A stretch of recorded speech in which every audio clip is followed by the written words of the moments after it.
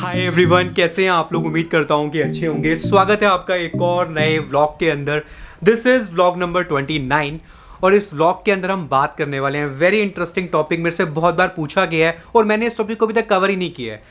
हमने बहुत सारी वीडियोस बनाई हैं बट ये टॉपिक मैंने अभी तक कवर नहीं किया था कि कैसे एक वेब एप्लीकेशन काम करती है, कैसे एक वेबसाइट एक सर्वर से उठ के आती है आपके ब्राउज़र पे।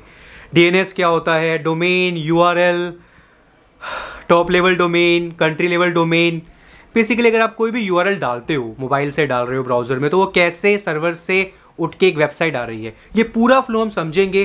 तो अगर आप अपना करियर इनिशिएट करना चाहते हो वेब डेवलपमेंट के अंदर, आप फ्रंट एंड में जाना चाहते हो, आप बैक एंड में जाना चाहते हो, या फिर एज अ फुल स्टैक जाना चाहते हो, ये बेसिक आपको सारा पता होना चाहिए। ये बहुत आपको क्लैरिटी देगा, आपके थॉट्स को बहुत ज़्यादा और ज़्यादा स्ट्रॉन्ग करेगा, राइट, ताकि आपको समझ आए फ्लो क्या है, राइट। तो ये मैं इसलिए वीडियो बना रहा हूँ, ये व्लॉग हम इसलिए शूट कर रहे हैं और I believe by end of this vlog guys आपको पूरी क्लैरिटी मिल जाएगी, ठीक है। तो अगर आपको ये व्लॉग पसंद आए तो इसे लाइक करना, शेयर करना, कमेंट करना। एम करते हैं इस वीडियो पे 2000 लाइक्स का, मुझे पता है हम आराम से कर लेंगे। और अगर हम कर लेते हैं तो नेक्स्ट व्लॉग मैं आपको लाइव डेमो के साथ दिखाऊंगा। हम प्रॉपर एक सर्वर पे होस्ट करेंगे, कंप्लीट डेमो देखेंगे। एम है इस पे 2000 लाइक्स का, ठीक है। फटाफट से मैं कैमरा सेटअप करता हूँ और बात करते हैं इस टॉपिक के बारे में।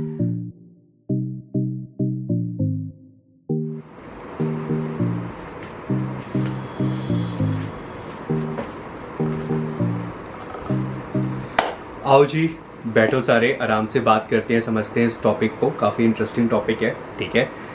तो अभी मैंने google.com खोला और वेबसाइट जो है google.com की उठ के आ गई है और एक सर्च इंजन ओपन हो चुका है। और मुझे अब ऐसा इंडिकेशन हो रहा है देख के कि अब मैं यहाँ पे कुछ भी टाइप करूँगा तो मुझे कुछ भी ओपन होके आ जाएगा, राइट। सो google.com अपने आप में क्या एक डोमेन है जिसे हम हिट करते हैं ब्राउज़र पे और हमें गूगल का पेज ओपन होके आ जाता है जहाँ पे हम कुछ भी सर्च कर सकते हैं, ठीक है। बट समझने से पहले पूरा फ्लो मैं आपको बताना चाहता हूँ क्लाइंट और सर्वर के बारे में। क्लाइंट सर्वर क्या है, क्लाइंट सर्वर का मतलब क्या होता है, क्लाइंट का मतलब क्या है। देखिए, क्लाइंट को अगर मैं आम भाषा में बताऊं, क्लाइंट कौन है। क्लाइंट मैं भी हो सकता हूं, क्लाइंट आप भी हो सकते हो। जो भी व्यक्ति उस सर्विस को यूज कर रहा है वो एक क्लाइंट है। एक ऑर्गेनाइजेशन भी हो सकती है, कोई भी कंपनी हो सकती है जो सर्विस को यूज कर रही है, कोई भी उसको यूज करेगा वो क्लाइंट है, ठीक है। बट डिजिटली अगर हम बात करें, राइट, अगर हम डिजिटली बात करें तो आपकी ये मशीन क्लाइंट है, आपका मोबाइल क्लाइंट है, ठीक है, जिसके थ्रू आप उस वेबसाइट को एक्सेस कर रहे हो, ठीक है। तो आपकी मशीन, लैपटॉप, आपका डेस्कटॉप, आपका टैबलेट, आपका मोबाइल, वो क्लाइंट मशीन है जिसके थ्रू आप उसे एक्सेस करोगे। इस क्लाइंट मशीन के अंदर एक ऑपरेटिंग सिस्टम है और उस ऑपरेटिंग सिस्टम के अंदर कुछ सॉफ्टवेयर्स हैं, कुछ एप्लीकेशन सॉफ्टवेयर्स हैं, जैसे आपका क्रोम हो गया, मोजिला फायरफॉक्स हो गया, जहाँ पे आप यूआरएल डालते हो, फिर यूआरएल डालते ही एक वेबसाइट ओपन हो जाती है, ठीक है। तो क्लाइंट आपको क्लियर है, क्लाइंट क्या है। डिजिटली क्लाइंट ये मशीन है, वैसे हर एक व्यक्ति जो सर्विस को कंज्यूम कर रहा है, यूज कर रहा है, वो क्लाइंट है। अब देखिए सर्वर क्या होता है। सर्वर को समझना जरूरी है क्योंकि सर्वर का इंपॉर्टेंट रोल है। अगर मैं सर्वर को हटा दूं तो क्या दिखेगा, कुछ दिखेगा ही नहीं। तभी आज ये समझ रहे हैं पूरा फ्लो हम। सर्वर अपने आप में क्या एक मशीन है, जैसे क्लाइंट मशीन है ऐसी सर्वर मशीन है, जिसके अंदर रैम भी होगी, स्टोरेज भी होगी और प्रोसेसर भी होगा, ठीक है। जितना बेटर प्रोसेसर होगा, जितनी ज्यादा स्टोरेज होगी, ज्यादा रैम होगी, उतना अच्छे से आपका सर्वर का जो रिस्पॉन्ड टाइम होगा वो कम होगा, जल्दी आपको रिसोर्सेज मिल जाएंगे आपके ब्राउजर पे। तो सर्वर क्या है, सर्वर से ही समझ आ रहा है कुछ सर्व कर रहा है, तो वो जो जितने भी रिसोर्सेज है जो आपकी वेबसाइट है, आपका सर्वर आपको सर्व करेगा और आपके ब्राउजर पे दिखा देगा, ठीक है। तो जी आगे जाने से पहले एक अनाउंसमेंट आप लोगों के लिए। मेरा एक शो आ रहा है अनअकैडमी प्लेटफॉर्म पे हर संडे 12 बजे। शो का नाम है unlocking web development with Ajay. So how to get into web development, front end में क्या स्कोप है, बैक एंड में क्या स्कोप है, फुल स्टैक अगर आप अपने आप को देख रहे हो तो कैसे आप आगे प्रोसीड कर सकते हो, सैलरी, पैकेजेस, कैसे एक एप्लीकेशन एंड टू एंड काम करती है विद डेमोज के साथ, जो मैं वहाँ पे सब चीज़ें बता रहा हूँ। तो आपको हर संडे 12 बजे मैं वहाँ पे मिलूंगा। जो भी आपके डाउट्स आते तो आप मेरे से वहाँ भी कनेक्ट कर सकते हो, ठीक है। सब्सक्रिप्शन जो है गाइज वो 79 रुपीज़ का है पर मंथ, और आप ये कूपन कोड मेरा अप्लाई कर सकते हो, आपको डिस्काउंट और मिल जाएगा, राइट। सो वहाँ भी आप मेरे से आके इंटरेक्ट कर सकते हो। हर संडे मैं 12 बजे वहाँ सेशन करता हूँ वेब डेवलपमेंट के ऊपर, ठीक है। मैंने डिस्क्रिप्शन में लिंक दे रखा है, आप और चेकआउट कर सकते हो। बाकी गाइज ये नया मॉड्यूल इंटीग्रेट हुआ है अनअकैडमी पे, which is software developer as a career. तो वहाँ पे डिफरेंट शोज चल रहे हैं। क्लाउड कंप्यूटिंग पे चल रहा है, HR talks, competitive programming, different type of sessions चल रहे हैं। मेरी तरह और भी क्रिएटर हैं जो ये सेशन ले रहे हैं और जो बहुत ही इंटरेस्टिंग है। बाकी मैंने डिस्क्रिप्शन में डिटेल दे रखी है, आप चेकआउट कर सकते हो और मेरा कूपन कोड भी गिवन है, तो वहाँ पे आके आप मेरे से बात कर सकते हो। अब देखिए एग्जाम्पल से समझते हैं पूरा फ्लो और बहुत ही आराम से बताऊंगा, ठीक है, क्योंकि यही इंपॉर्टेंट है, इस वीडियो का क्रंच ही यही है, इसे ध्यान से समझिएगा कि कैसे एक वेबसाइट उठ के आती है आपके ब्राउजर पे। उससे पहले दो बातों के बारे में बताया था मैं आपको, URL और डोमेन नेम क्या होता है। आप लिखते हो www.google.com, राइट, पूरा बताता हूँ, HTTP हाइपरटेक्स्ट ट्रांसफर प्रोटोकॉल। अब इंटरनेट की दुनिया में गाइस प्रोटोकॉल के बिना कुछ नहीं है। प्रोटोकॉल्स क्या है, कुछ सेट ऑफ रूल्स है जो लिखे गए हैं, और जैसे अभी HTTP प्रोटोकॉल हम यूज करते हैं फाइल को, जैसे कोई रिक्वेस्ट जा रही है, जो रिक्वेस्ट जा रही है क्लाइंट से सर्वर के पास, तो उसके अंदर जो प्रोटोकॉल यूज होता है वो है आपका HTTPS या HTTP। एस लगा देंगे तो सिक्योर हो जाएगा, राइट। तो जो रिक्वेस्ट होगी वो सिक्योरली जाएगी। तो इसलिए जब हम वेब होस्टिंग लेते हैं तो हम SSL सर्टिफिकेट इंस्टॉल करवाते हैं, ताकि हम चाहते हैं कि जो प्रोटोकॉल हो हमारा वो HTTPS हो, ना कि HTTP हो, हाइपरटेक्स्ट ट्रांसफर प्रोटोकॉल। ऐसे एक प्रोटोकॉल होता है FTP। अगर आप कुछ भी अपलोड करते हो या डाउनलोड करते हो, उस दौरान जो प्रोटोकॉल यूज होता है वो होता है FTP, फाइल ट्रांसफर प्रोटोकॉल।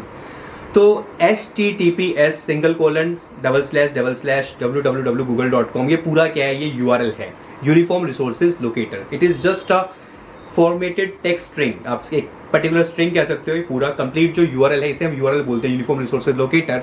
अब इसमें डोमेन क्या है, google.com, facebook.com। तो ये जो google.com है, facebook.com है, ये आपका क्या होता है, ये आपका डोमेन होता है। तो ये कहना सही होगा कि एक कंपोनेंट है हमारे URL का, जो कि है डोमेन नेम, ठीक है। .com आपको मिलता है। अब डोमेन नेम की बहुत सारी कैटेगरीज हैं। टॉप लेवल डोमेन में .com आ गया, ठीक है, .in आ गया। अब जैसे कुछ एजुकेशनल वेबसाइट्स होती हैं या गवर्नमेंट वेबसाइट्स होती हैं, कंट्री लेवल .uk हो गया, US हो गया। अब ये किस में आती है, कंट्री लेवल डोमेन में आती है, ठीक है। जनरल जो कैटेगरी होती है जिसमें आपकी एजुकेशनल गवर्नमेंट साइट्स आती हैं, .govern हो गया, राइट, .edu हो गया।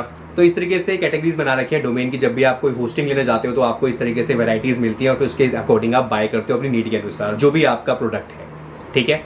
अब डोमेन समझ आता है, URL समझ आता है, क्लाइंट भी समझ आता है, सर्वर भी समझ आता है। अब एक्चुअल में जब आप ब्राउजर पे जाते हो, URL लिखते हो, आप लिखा google.com।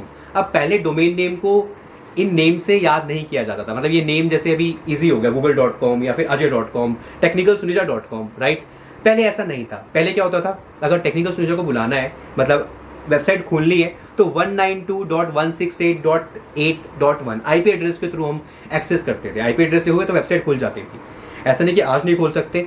अगर आपको google.com का IP देखना है तो आप सिंपल कमांड प्रॉम्प्ट में जाओ, वहाँ पे लिखो पिंग google.com, तो आपको IP मिल जाएगा। उस IP को आप डायरेक्ट लिखो अपने ब्राउजर पे तो google.com खुल जाएगा। बट नंबर्स को याद करना थोड़ा मुश्किल रहता है, राइट। इसीलिए ये डोमेन नेम आ गया। अब आप डायरेक्ट IP हिट ना कर आके सीधा उसके नेम से उसको पुकारो, बट कहीं ना कहीं ये IP तो होगा ना। वो जो IP की रखवाली कर रहा है वो है आपका DNS, डोमेन नेम सिस्टम बोल लो, डोमेन नेम सर्वर बोल लो। जो आप जैसे ही लिखते हो google.com, तो सबसे पहले जो आपका फ्लो होता है वो जाता है DNS के पास। DNS गाइस एक सर्वर है आपका, जो सभी जितने भी डोमेन हैं, facebook.com जितने भी हैं, ठीक है, उनकी रखवाली करता है। एक रजिस्टर है, यू कैन से, जहां पे सारे डोमेन्स का IP एड्रेस होता है। जहां पे वो एक्चुअल में वेबसाइट होस्ट है, उस वेब सर्वर का IP एड्रेस आपका DNS रखता है। और समझिएगा, बहुत इंटरेस्टिंग है ये, बहुत इंटरेस्टिंग है। तो जैसे ही आपने अपने ब्राउजर से रिक्वेस्ट को भेजा, राइट, आपने लिखा google.com, तो google.com का जो IP है वो मुझे DNS देगा। तो रिक्वेस्ट कहां जा रही है, ठीक है, मेरे घर पे इंटरनेट लगा हुआ है, मैंने ब्राउजर खोला, मैंने google.com खोला, रिक्वेस्ट सबसे पहले जाएगी DNS के पास। DNS मुझे google.com का वेब सर्वर का IP एड्रेस देगा, जहां पे google.com होस्टेड है। वो IP मिल गया, वो किसको मिलेगा, मेरे इंटरनेट सर्विस प्रोवाइडर को। मेरा एयरटेल का है तो एयरटेल के पास वो IP एड्रेस आ गया, और एयरटेल कम्युनिकेट करेगा उसके वेब सर्वर से, और वहां से वेबसाइट उठ के आ जाएगी with the help of IP, internet protocol. IP के थ्रू ही एक नेटवर्क दूसरे नेटवर्क से कनेक्ट करता है।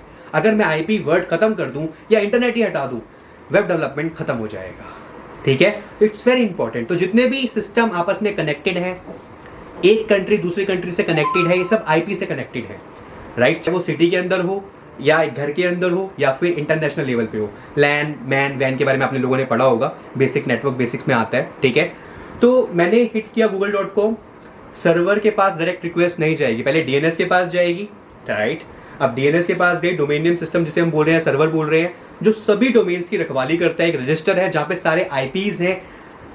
google.com का IP मिलेगा, आपके जो भी आपका क्लाइंट है, आप एयरटेल यूज कर रहे हो मोबाइल में, आप जियो यूज कर रहे हो, आपके इंटरनेट सर्विस प्रोवाइडर के पास वो आईपी आएगा, फिर वो जाएगा उस सर्वर से कम्युनिकेट करेगा, वहां से रिसोर्सेज लाएगा, आपके ब्राउजर पे दिखा देगा।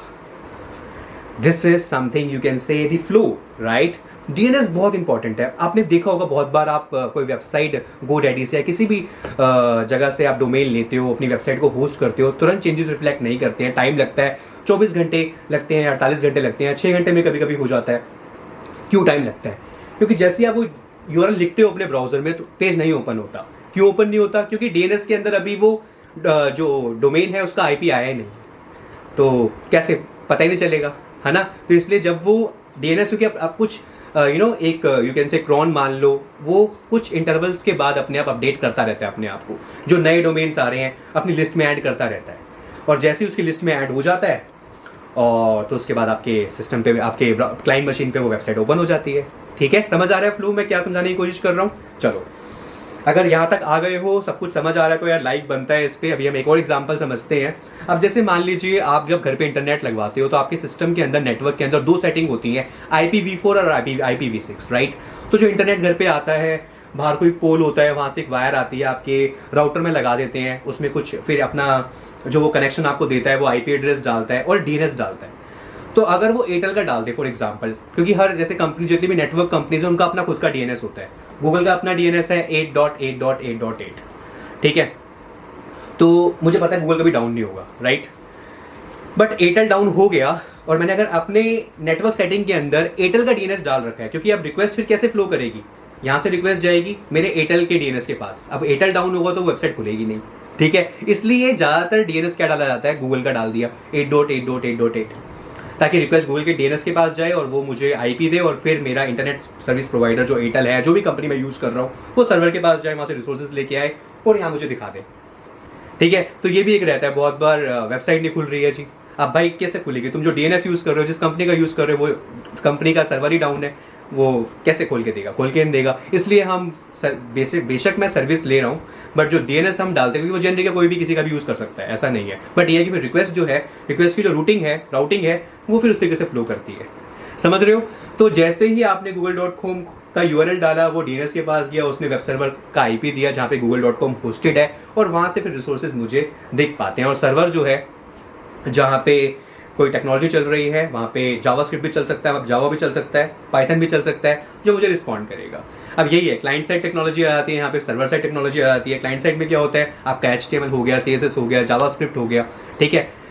और जहाँ पे जो वेबसाइट का डिज़ाइन है, राइट, अब उसको डिज़ाइन को अचीव करने के लिए इन टेक्नोलॉजीज का यूज़ करते हैं। ऐसी बैकएंड पे हमारे पास क्या है, PHP है, पाइथन है, जावा है, राइट, .NET है, ASP.NET आपने सुना होगा कि ASP.NET की हेल्प से वेबसाइट क्रिएट कर सकते हैं, right. We have different type of technologies, right. तो हमारे पास डिफरेंट टाइप ऑफ टेक्नोलॉजी हैं जो सर्वर पे चल रही हैं, राइट। अब देखिए यहाँ पे डेटाबेस भी होता है, मैं उसको भी ले आता हूँ, थोड़ा सा बता देता हूँ। अब मान लीजिए अभी कोई वेबसाइट आपने बनाई, वो स्टैटिक है, आपने सर्वर पे होस्ट कर दी, तो स्टैटिक वेबसाइट हमेशा उठ के आएगी।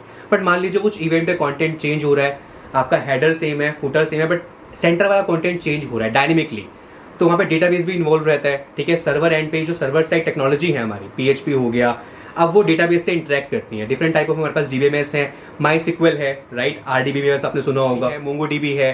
तो आप कैसे काम करता है, अब जैसे मान लो फ्रंट एंड पे आपने कोई टेक्नोलॉजी का यूज करके एक वेबसाइट क्रिएट करी, सर्वर पे आपका PHP चल रहा है या फिर जावास्क्रिप्ट चल रहा है, और वहाँ पे डेटाबेस भी है। तो अगर मान लीजिए कोई डेटा आपको डेटाबेस से चाहिए, तो जो टेक्नोलॉजी चल रही है सर्वर पे, वो डेटाबेस से कम्युनिकेट करेगी, डेटा लेके आएगी और क्लाइंट को दे देगी, क्लाइंट को जो टेक्नोलॉजी चल रही है। तो वेबसाइट पूरी जो उठ के आ रही है वो क्लाइंट मशीन पे आ रही है, बट क्लाइंट समझता क्या है, क्लाइंट अगर जो मशीन है, ये ब्राउजर क्या समझता है। अब आपको पता है कि अगर जावास्क्रिप्ट समझने की बात करें तो ब्राउजर के अंदर एक क्रोम के अंदर एक इंजन होता है, V8 इंजन। ऐसे ही फायरफॉक्स के अंदर एक इंजन होता है, स्पाइडर मंकी। तो अगर उन इंजन को मैं हटा दूं, इस ब्राउजर से निकाल दूं, तो वो जावास्क्रिप्ट समझेंगे ही नहीं, ठीक है। तो ये नोड, जैसे अब ये नोड आ गया, ये सब क्या है। अब जैसे ब्राउजर तो समझता है जावास्क्रिप्ट, तो इसको बाहर निकाल दिया, एक कंपोनेंट में पैक कर दिया, उसे नोड बना दिया, ठीक है। भाई जो आपका जावास्क्रिप्ट का कोड है उसे आप सर्वर पे भी चला सकते हो, ठीक है। तो ये डिफरेंट टाइप ऑफ टेक्नोलॉजीज हैं जो पिक्चर में आती हैं, जो आपकी वेबसाइट को बनाने में मदद करती हैं, राइट। क्लाइंट साइट की जब हम बात करते हैं तो HTML, CSS, जावास्क्रिप्ट का बहुत ज़्यादा यूज़ होता है, बूटस्ट्रैप का यूज़ होता है एक वेबसाइट को डिज़ाइन करने में, और सर्वर एंड पे, और जितना भी बिजनेस लॉजिक लिखा जाएगा वो किसी सर्वर साइड टेक्नोलॉजी में लिखा जाएगा।